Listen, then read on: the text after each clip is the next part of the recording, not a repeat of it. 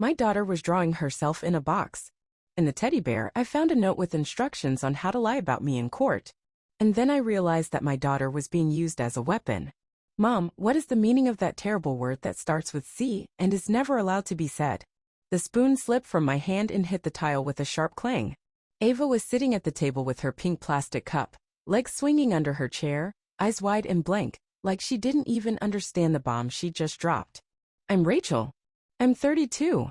I work at a flower shop in a little town in Virginia. My daughter Ava just turned 6. She still sleeps with her stuffed bear and calls apple juice apply juice. She's shy, gentle. She won't even step on bugs. So when that word came out of her mouth like it was nothing, my whole body locked up. I laughed nervously, stupidly, and asked her, "Sweetheart, where did you hear that?" She stared at me, dead serious. Then whispered, "Grandma told me to say it if anyone asked." And just like that, my heart cracked down the middle. Because Ava had just come back from her father's house. And because his mother, the same woman who once called me a filthy little girl with no morals, had been trying to take Ava from me for 2 years. They said I was unstable. Said Ava was scared of me. That I screamed in the night. That I hit walls. But Ava never flinched around me. Never cried when I tucked her in. Never looked afraid, until now. That night, after I put her to bed, I just stood in the hallway, watching her tiny chest rise and fall. And for the first time since I became a mom, I didn't feel like I knew my own daughter anymore. And worse, I didn't know who was whispering in her ear when I wasn't there.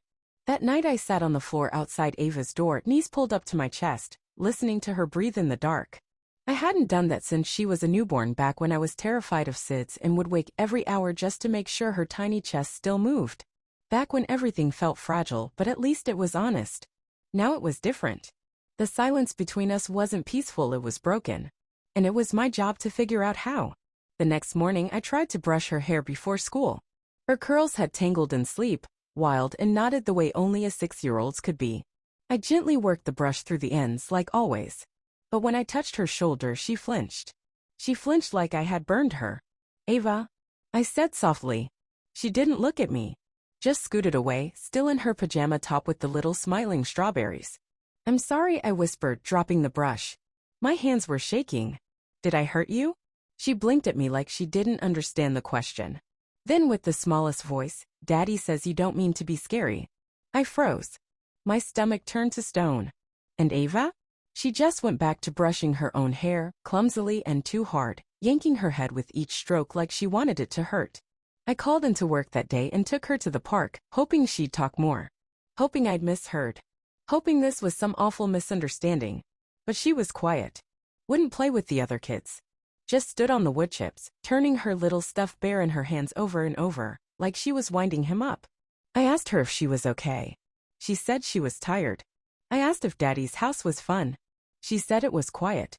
Then she looked at me and asked very softly, "Can I go live with Grandma now?"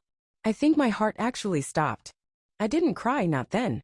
I just said, "Why would you want that?" And she said, "Because they don't yell at me there." That night, I did cry. I cried in the bathroom with the water running so she wouldn't hear. I curled up on the bath mat, arms around my knees, while the toothpaste cap sat next to me, still open, Ava's little brush untouched on the sink. I started questioning everything. Had I been too harsh last month when she spilled juice on my planner? Did I overreact when she wouldn't put her shoes on and made us late for the doctor? Did I raise my voice too loud the day the sink flooded? I thought I was doing okay. But maybe they were right. Maybe I was unstable. Maybe I had no business raising a daughter alone. Her father, Matt, used to say I was too emotional. That I couldn't separate adult stuff from motherhood. When we were together, he'd sigh and rub his temples any time I brought up parenting decisions. He said I smothered Ava. Said I made her soft. But then, when I left him, he flipped the script. Suddenly I was neglectful. Inconsistent. Unpredictable. He filed for shared custody 2 weeks after I moved out. His mother joined the fight a month later. They came with a folder, color-coded, printed emails, text logs taken out of context. One line circled in red, "I can't do this anymore." I'd sent it to my sister in a moment of exhaustion when Ava had a double ear infection and I hadn't slept for 3 nights. But they spun it into abandonment. They said I was spiraling. Said Ava clung to Matt's mother because she felt safe there. I wasn't allowed to bring up Matt's drinking in court, no proof, they said. No police report. No visible harm. Meanwhile, I once forgot to pack Ava's allergy meds for a weekend trip, and they brought that up like I'd fed her poison. So when Ava started pulling away, part of me thought, maybe this was the proof I'd been scared of. Not in a courtroom, but in my own home. Maybe she was seeing through me. Maybe I really was a bad mother. I started watching her more closely. Obsessively. I kept a notebook. What time she went to sleep. What she ate. What she said. I was desperate for a pattern. For a reason. That's when I found her drawings. They weren't taped to the fridge like the ones she used to bring home from daycare. These were stuffed under her bed. Torn edges. Folded like secrets. One showed a house big and square with sharp corners. Stick figures stood outside. One tall, one small. The small one had no face. Just a red circle for a mouth, like a scream. Another was of a woman with hair that looked like knives. And in red crayon, Ava had written the word bad over and over across the top. I took the pictures into the kitchen, set them on the counter, and just stared. The fridge hummed behind me. Outside, someone's sprinkler ticked in the grass. My daughter was trying to tell me something. But the language she was using wasn't hers. It had been taught to her. And I was running out of time to figure out why. It started with the bear. Ava's stuffed bear, the one she called Mr. Softy, never left her side. She slept with him, talked to him, fed him invisible soup. But after she came back from Matt's house that last time, she stopped touching him.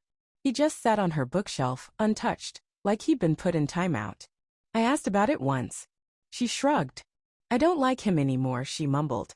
That bear had patches from being stitched up so many times he was practically more thread than fluff. I once drove 45 minutes in a thunderstorm to pick him up from her preschool when she forgot him. And now she looked at him like he made her sick. Something snapped in me. That night, after Ava fell asleep, I took Mr. Softy off the shelf and examined him like a crime scene. There was something off. His neck was looser than I remembered. I pressed around the seam and felt it, a bump, like something was tucked inside. My hands started to sweat. I grabbed the seam ripper from the junk drawer, sat at the kitchen table, and carefully sliced the stitching along the collar. My fingers shook the whole time. Mr. Softy's head lolled to the side like he knew I was about to betray him. Inside the bear's neck, wrapped in tissue, was a folded slip of paper. No handwriting. Just a printed message, cut out from a larger page like a ransom note. If anyone asks, say she screams at night. Say she hit the wall. Say you get scared. You get a big surprise if you're a good girl. I dropped the note like it burned. My heart pounded so loud I could barely hear the wind rattling the kitchen window. The fridge buzzed behind me. Somewhere deep inside, a scream was crawling its way up my throat. They were coaching her. Bribing her. Manipulating my 6-year-old daughter to say I was dangerous. I ran to her room, suddenly desperate to wake her, to pull her into my arms, to tell her I knew, and it wasn't her fault. But when I opened the door, she wasn't in bed. She was sitting in the corner, knees pulled up, rocking slightly. Her hands were clenched in her lap, white-knuckled. "Ava," I whispered. She flinched, then slowly looked up at me. Her eyes were wet. And what she said next will haunt me until the day I die. Am I still good if I forget the words? I dropped to my knees in front of her. "Sweetheart, what words?" She sniffled, wiped her nose with her sleeve. "Grandma makes me say them. She says Daddy won't love me if I mess up. That you'll go away forever if I do it right." I couldn't breathe. I pulled her into my arms, held her so tight she gasped. "You don't ever have to say anything you don't want to, baby. Do you hear me?" She nodded, tiny and trembling. "But what if she finds out?" "She won't," I said. "I promise. I won't let her." But even as I said it, something inside me cracked. Because I wasn't sure that was true. Matt and his mother had money. Influence. They had charm. The kind of charm that makes judges smile and nod and ignore the undercurrent of rot beneath the surface. I, on the other hand, had a cluttered apartment, a paycheck-to-paycheck job, and now a daughter who'd been coached to lie about me. What did I have left that anyone would believe? The next morning I took Ava to school early, kissed her forehead and told her not to worry. Mommy was going to fix everything. Then I went home, shut all the windows and started tearing the place apart. I needed more. One hidden note wouldn't be enough. They'd call it a plant. They'd say I forged it. I opened drawers, dumped bins, checked every page of every coloring book. In her closet, wedged behind a stack of old puzzles, I found a journal. One I didn't recognize. It had a unicorn on the cover, the kind that sparkles when you tilt it. Inside were scrawled sentences in a child's hand. Don't say mommy's nice. Grandma gets mad. I said the wrong thing and had to go to bed without dinner. Daddy said if I say she screams, I'll get to go to the zoo. I don't like lying, but they make me. Some entries had stickers next to them, gold stars, as if someone had rewarded her for the worst ones. My hands were ice. My body was locked in place. It felt like standing in a nightmare, watching a train barrel toward me, knowing I couldn't move. I remember thinking, this is what brainwashing looks like. Not in movies, not in cults, but in bedrooms with bedtime stories turned into scripts. I copied every page, took pictures, printed backups, sent them to my sister and asked her to hold on to them just in case something happened to me. I didn't know what my next move would be. Not legally. Not yet. But I knew one thing. This wasn't a custody battle anymore. This was a war for my daughter's mind. I didn't sleep that night. I just sat at the kitchen table. The journal pages spread out in front of me like evidence in a murder trial. Because that's what it felt like. Like someone had murdered the version of my daughter who used to laugh with her whole face and tell me secrets about ants and fairies and dreams. And now there was just this shadow child. By dawn my back ached, and my eyes felt like someone had sanded them raw. But I had a plan. I was going to confront Matt. I didn't call ahead. Didn't text. I drove straight to his townhouse after dropping Ava at school, the pages of the journal sealed in an envelope on the passenger seat, my fingers gripping the steering wheel so hard they cramped. He opened the door still in his gym shorts, hair damp from a shower, like this was any other morning, like he hadn't helped destroy the person I love most in the world. "What's this?" he said when I shoved the envelope into his chest. "Read it," I snapped. He opened it, flipped through a few pages, his expression unreadable. He had that blank lawyer face he always used when he didn't want to give anything away. Then he laughed dry forced. "Seriously? You're using a child's doodles as evidence now?" I stepped forward until we were almost nose to nose. "They're not doodles. She wrote that you're bribing her. That your mother is threatening her." "She's 6, he said, brushing past me like I was a mosquito. "She writes about unicorns and flying chairs. You think a judge is going to take this seriously?" I followed him into the kitchen. The counters were spotless. There was a bowl of apples so perfectly arranged I could have screamed. "You know she's terrified, right?" I said. "She told me she doesn't want to lie anymore. She's afraid of your mother." He turned on the coffee machine. Casually, like this was small talk. Then he said it. "Well, maybe if you didn't act so unstable, she wouldn't need to be scared of you." My ears rang. I don't remember crossing the room. I just remember the sound, my palm connecting with his face. The slap was sharp, almost clean. He didn't even flinch.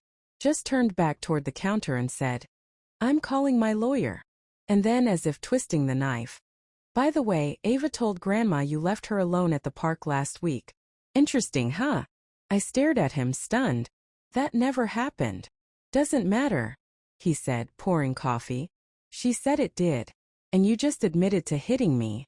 So good luck spinning this your way." That's when I realized I wasn't dealing with a bad father. I was dealing with a calculated manipulator. And his weapon of choice was my daughter's trust.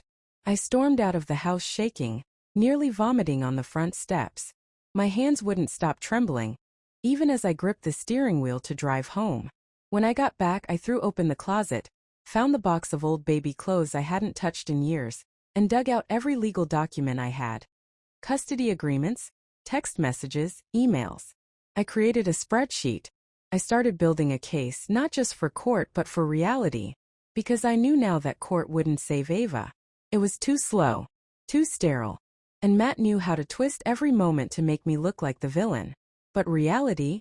That was something I could still shape. That night, I sat on Ava's bed while she drifted off to sleep, her hand wrapped around 2 fingers of mine. "Mommy," she whispered. "Did I do bad things?" "No, baby," I said, brushing her hair back. "You're the bravest girl I've ever known." She looked up at me, her eyes wide and glossy.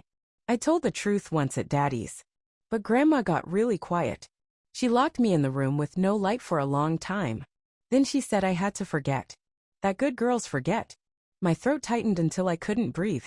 "They keep saying I don't remember right," she said. "But I do. I didn't speak. I just kissed her forehead and held her until she fell asleep. Later, I sat in the hallway outside her door with her drawings in my lap. And that's when I noticed something I hadn't before.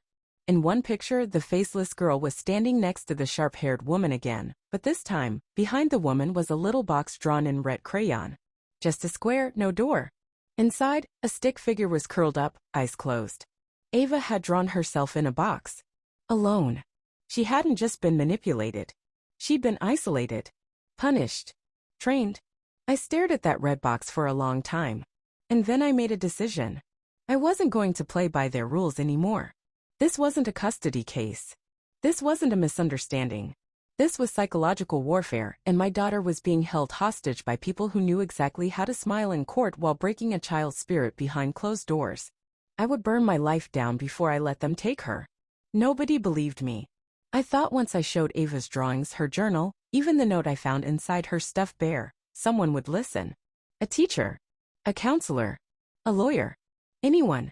But every door I knocked on came with the same smile, the same nod, the same quiet doubt in their eyes.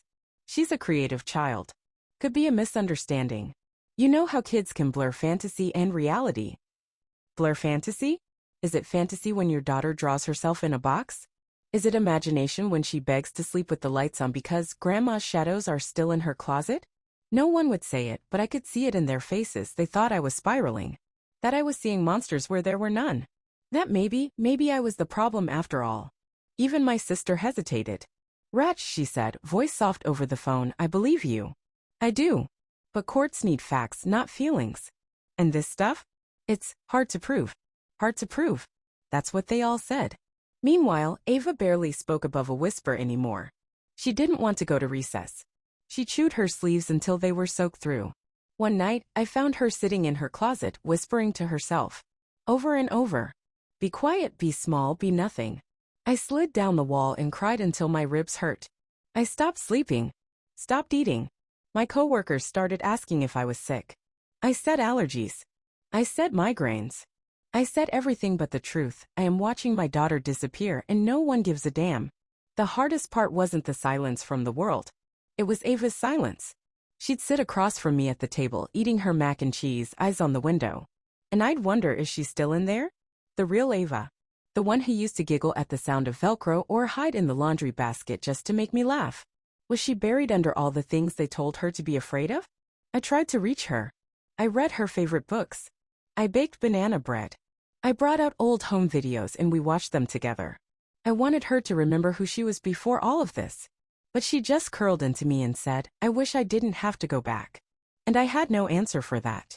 Because I knew the court would send her again. And again. And again. No matter what I said. No matter how many drawings I held up like burning flags.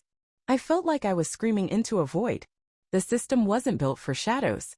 It wanted bruises. Blood. Screaming matches on voicemail. It didn't know what to do with quiet rooms, carefully chosen words, and a 6-year-old too scared to cry. So I sat in my tiny kitchen night after night staring at the calendar. Counting down the days until she had to go back. Until I had to hand her over again to the people who taught her how to lie and punished her when she forgot. The night before Ava was supposed to go back, I snapped. Not in a loud, throwing things away. Not the kind they accused me of in court. No, this was quiet rage. The kind that simmers in your bones. The kind that makes you clean the kitchen in total silence at 2 a.m. while your daughter sleeps one room over, unaware you're preparing to send her back to hell. I scrubbed the sink until my hands hurt. I rearranged the spice rack. I took everything out of the fridge and lined it up on the counter just to feel like I had control over something. And then I saw the magnet on the fridge, the one Ava made last Christmas at daycare. A paper snowflake glued to a bottle cap. Her name misspelled in glitter glue, AVA. I held it in my hand like it was a lifeline. And I realized they don't get to take her. Not anymore. So I did something I never thought I would. I turned my phone camera on. I sat on the floor in Ava's room, her rainbow blanket behind me, the unicorn lamp casting soft purple light, and I started talking. I didn't scream. I didn't cry. I just spoke calmly and clearly like I was speaking to the one person who might believe me on the other side of the internet. I showed her drawings. I read a few lines from her journal. I held up the note I found inside Mr. Softy's neck. Then I looked into the camera and said, my name is Rachel. I'm not crazy. I'm not unstable. But someone is hurting my daughter, and they're teaching her to protect her abuser instead of herself. I didn't post it right away. I wasn't sure I even would. But just making the video felt like taking the first breath after drowning.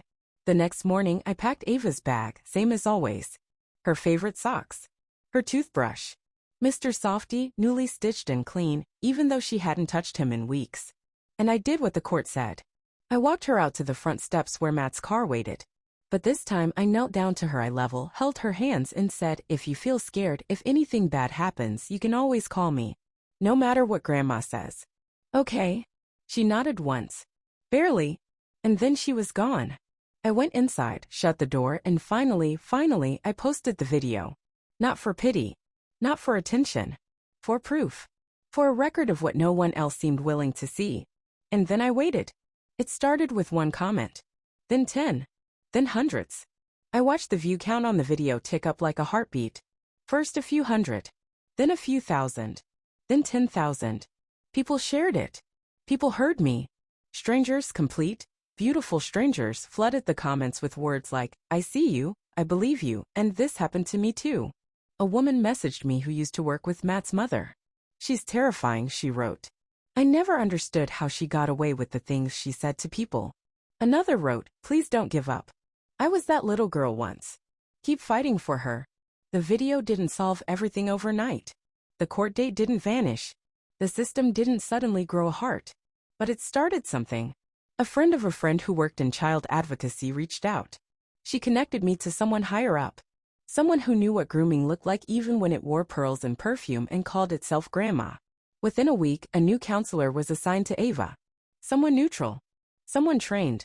And for the first time, Ava talked. Not in screams. Not in dramatic stories. But in soft, trembling truths about being locked in a laundry room. About being told mommy didn't love her. About being offered a trip to the zoo if she said certain words. This time, someone listened. Ava's visits were paused for investigation. Matt's mother lost her temporary visitation rights. And though Matt tried to spin it, accused me of manipulation, slander, mental instability, the internet had already seen through him. Because I hadn't screamed. I hadn't begged. I had just told the truth. And people listened. Now it's been 3 months. Ava still has nightmares. Sometimes she wakes up crying, calling for me, arms flailing like she's fighting shadows. But she's healing. She's back to sleeping with Mr. Softy. She drew me a picture last week of us sitting in a garden. There was no box. No red scribbles. Just flowers. And smiles. And a sun that had a face. She looked at me after handing it over and said, this one's real. And I broke. Just completely fell apart, right there on the living room floor, holding her in my arms like she was air and fire and life itself. I don't know what comes next. I still wake up with fear clawing at my ribs. I still keep copies of her drawings in a fireproof box just in case.